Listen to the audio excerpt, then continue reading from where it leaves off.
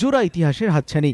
একদিকে ১৩ বছরের ব্যবধান কাটিয়ে ফের ২২ গজে ভারত পাক দ্বৈরথের উন্মাদনায় মাততে চলেছে ইডেন।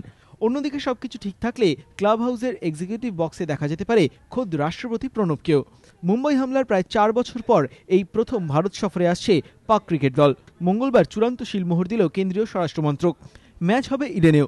ম্যাচ দেখার জন্য প্রথম বাঙালি রাষ্ট্রপতি প্রণব মুখোপাধ্যায়কে আমন্ত্রণ জানিয়েছে সিএবি। চেষ্টা করবেন উনি নিশ্চয়ই।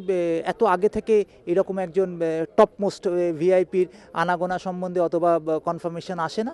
তবে আমরা খুব আশাবাদী যে নিজের শহরে প্রণববাবু রাষ্ট্রপতি হিসাবে প্রথম খেলা দেখবেন, সেটা তার কাছে যেমন আনন্দের, আমাদের কাছেও গর্বের। এই হাই ভোল্টেজ ভারত পাক সিরিজের সফরসূচিও চূড়ান্ত করে ফেলেছে বিসিসিআই। ২৫শে ডিসেম্বর থেকে শুরু হবে ২ সপ্তাহব্যাপী এই সিরিজ। চলবে ৭ই জানুয়ারি পর্যন্ত। ৩টি একদিনের এবং ২টি টি-20 ম্যাচ হবে। খেলা হবে দিল্লি, কলকাতা, চেন্নাই, বেঙ্গালুরু এবং আহমেদাবাদ, এই ৫ শহরে। সফর ঘিরে নিরাপত্তা সুনিশ্চিত করতে ইতিমধ্যেই কেন্দ্রের কাছে আবেদন জানিয়েছে বিসিসিআই। কেন্দ্রীয় দ্বিপাক্ষিক সম্পর্কের বরফ গলাতে মাঝে মাঝেই ক্রিকেট কূটনীতির পথে হাঁটতে দেখা যায় রাজনীতির কারিগরদের। তৎকালীন প্রাক প্রধানমন্ত্রী গিলানিকে পাশে বসিয়ে ম্যাচ দেখতে দেখা গিয়েছে স্বয়ং মনমোহন সিংহকেও। কিন্তু ক্রিকেটের গ্যালারি থেকে চিরকালই দূরে থেকেছেন প্রণব মুখোপাধ্যায়। ঐতিহাসিক এই ম্যাচ তাকে ইডেনের গ্যালারি পর্যন্ত টেনে আনতে পারে কিনা, সেটাই এখন দেখার। প্রদীপ্ত গোস্বামী, এবিপি আনন্দ, কলকাতা।